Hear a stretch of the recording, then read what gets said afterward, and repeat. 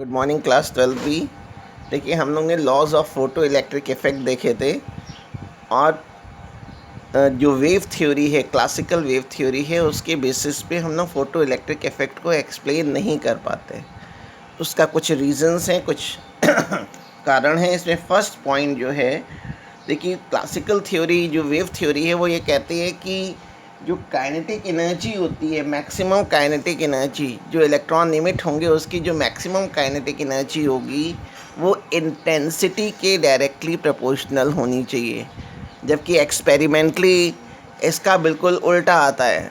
Experimentally ये कहीं prove नहीं हो पाता कि kinetic energy of emitted electron, ये क्या आ रहा, kinetic energy of emitted electron जो है वो इंटेंसिटी के डायरेक्टली प्रोपोर्शनल होते हैं।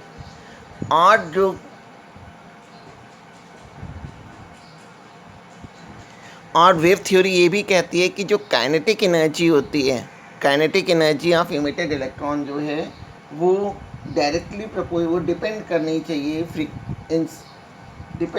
चाहिए इंटेंसिटी पे, जबकि वो भी गलत है। तो फर्स्ट पॉइंट मैं लिख रहा हूँ।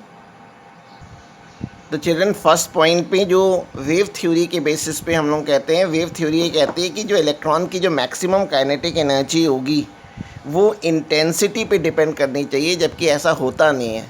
हम लोग पढ़ चुके हैं laws of photo electric effect में कि जो इंटेंसिटी ऑफ इंसिडेंट लाइट होती है वो डायरेक्टली प्रोपोर्शनल होती है करंट के, rate of emission of electron के। और वेव थ्योरी ये भी कहती है कि जो मैक्सिमम काइनेटिक एनर्जी होगी इमिटेड इलेक्ट्रॉन की वो फ्रीक्वेंसी पे डिपेंड नहीं करती। ये भी एक्सपेरिमेंटली गलत है। इसलिए जो है ये फर्स्ट पॉइंट हो गया। अब सेकेंड पॉइंट है कि वेव थ्योरी थ्रेशोल्ड फ्रीक्वेंसी के कॉन्सेप्ट को नहीं मानती। यानी जैसे थ्रेशोल्ड फ्रीक्वेंसी मैंने आपको बताया था कि किसी भी मेटल से अगर इलेक्ट्रॉन इमिट कराना है तो जो लाइट इंसिडेंट कर रहे हैं उसकी फ्रीक्वेंसी एटलीस्ट थ्रेशोल्ड फ्रीक्वेंसी के बराबर ज़रूर होनी चाहिए। लेकिन वेव थ्योरी ये कहती है कि जो लाइट आप इंसिडेंट कर रहे हैं उसकी फ्रीक्वेंसी कुछ भी हो, सफिशिएंट इलेक्ट्रॉन्स इमिट होंगे। तो इसको हम सेकेंड पॉइंट में लिख रहे हैं। और ये जो थर्ड पॉइंट है जो वेव थ्योरी का, वो ये कहता है कि जब कोई फोटोन किसी मेटल सरफेस पे गिरेगा, अकॉर्डिंग टू वेव थ्योरी मैं बता रहा हूँ, वेव थ्योरी में ये बताया गया है कि जब भी कोई फोटोन यानी रेडिएशन लाइट किसी मेटल सरफेस पे गिरेगी तो जो टोटल एनर्जी इंसिडेंट होगी वो सभी इलेक्ट्रॉन्स में इक्वली डिस्ट्रीब्यूट होगी। जबकि क्वांटम थ्योरी इसके बिल्कुल ऑपोजिट एक्सप्लेनेशन देती है कि एक फोटोन जो है अपनी टोटल एनर्जी एक इलेक्ट्रॉन को देगा। वेव थ्योरी ये मानती है कि जब ये फोटोन किसी मेटल सरफेस पे गिरेंगे तो इलेक्ट्रॉन की इमिट होने में कुछ टाइम लैग होगा। ठीक है, ये भी पॉइंट जो है वो गलत है। There has to be time lag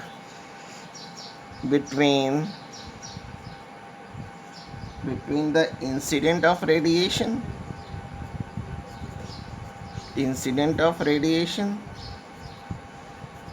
and emission of electrons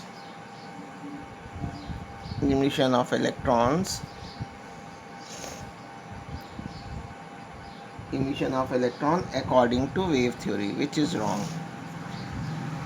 According to wave theory, which is wrong. तो चिल्ड्रन, ये 3 पॉइंट्स हैं जिसकी वजह से वेव थ्योरी फेल हो जाती है। एक बार मैं फिर से रिपीट कर दूं। फर्स्ट पॉइंट में ये बताया गया है कि जो मैक्सिमम काइनेटिक एनर्जी होगी इमिटेड इलेक्ट्रॉन की अकॉर्डिंग टू वेव थ्योरी वो डायरेक्टली प्रोपोर्शनल होनी चाहिए इंटेंसिटी के, जबकि ऐसा होता नहीं है। एक्सपेरिमेंटली ये नहीं प्रूव हुआ है कि काइनेटिक एनर्जी इंटेंसिटी पे डिपेंड करती है। और वेव थ्योरी ये भी कहती है कि काइनेटिक एनर्जी जो है वो फ्रीक्वेंसी पे डिपेंड नहीं करेगा। ये भी रॉन्ग है। ठीक है, सेकेंड पॉइंट में ये बताया गया था कि वेव थ्योरी ने बताया कि अगर आपको किसी मेटल से इलेक्ट्रॉन को इमिट करानी है तो थ्रेशोल्ड फ्रीक्वेंसी कोई मायने नहीं रखता। बस सफिशिएंट इंटेंसिटी की अगर लाइट इंसिडेंट कर रहे हैं तो वो मेटल इलेक्ट्रॉन इमिट कर देगा, जो ये वाला पॉइंट भी गलत है।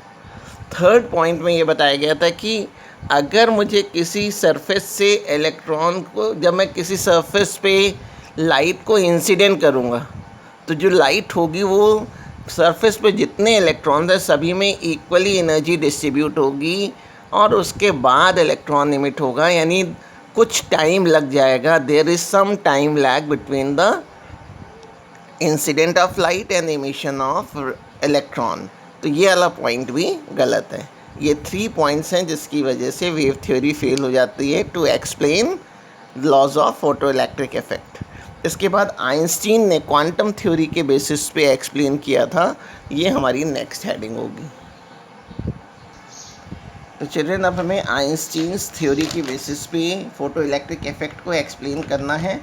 तो सबसे पहले आइंस्टीन ने अपनी इस थ्योरी में 1905 में ये बताया था कि जो लाइट जो है वो रेस के फॉर्म में ट्रैवल नहीं करती, बल्कि एनर्जी के डिस्क्रीट बंडल्स, पैकेट्स के फॉर्म में ट्रैवल करती है, जिसे हम फोटोन कहते हैं. ठीक है. तो light radiation according to Einstein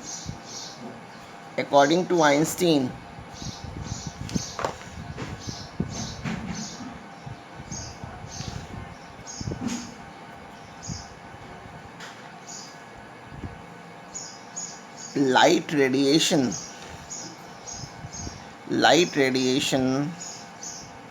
travel in a form of discrete photons. Light radiation travels in a form of discrete photons, that is bundles of energy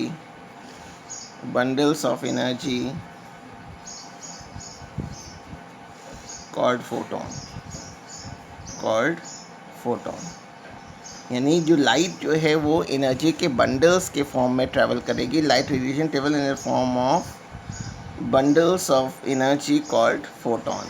और हर एक फोटोन की जो एनर्जी होगी वो फिक्स होगी, एच न्यू एनर्जी होगी. Each photon has H new of energy. इसमें बच्चों एच जो है, एच प्लैंक्स कांस्टेंट कहलाता है. एच जो है वो प्लैंक्स कांस्टेंट है और एच इज़ प्लैंक्स कांस्टेंट, जिसकी वैल्यू 6.6 इंटू 10⁻34 होती है. और न्यू जो है वो फ्रीक्वेंसी ऑफ फोटोन है. एक बार फिर से सुन लीजिएगा. आइंस्टीन ने अपनी थ्योरी में बताया था कि लाइट जो है वो रेस के फॉर्म में नहीं ट्रैवल करेंगे, बल्कि एनर्जी के बंडल्स या पैकेट्स के फॉर्म में ट्रैवल करते हैं, जिनको हम फोटोन कहते हैं.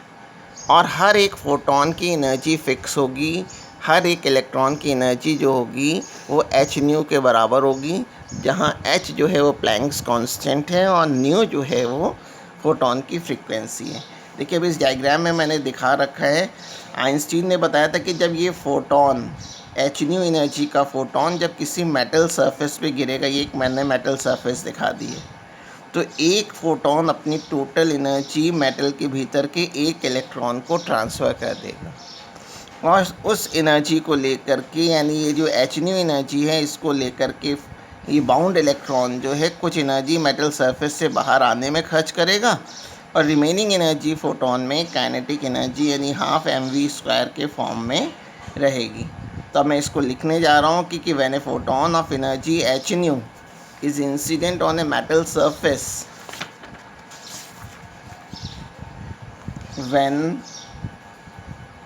when a photon of energy h nu is incident on a metal surface,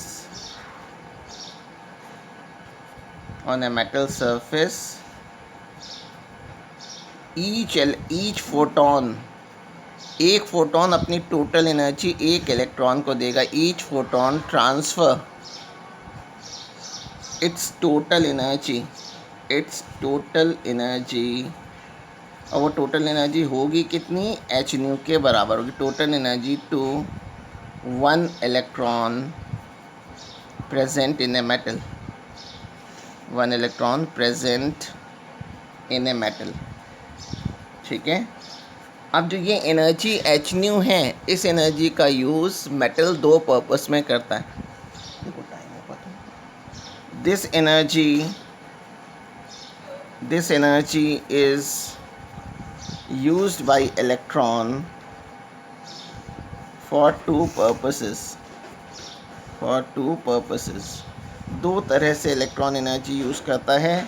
कुछ एनर्जी तो वो यूज़ करता है मेटल सरफेस से बाहर आने में। some energy is used by electron to come out of the metal,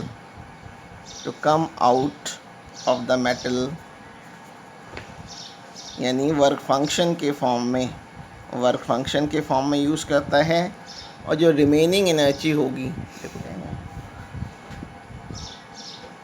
remaining energy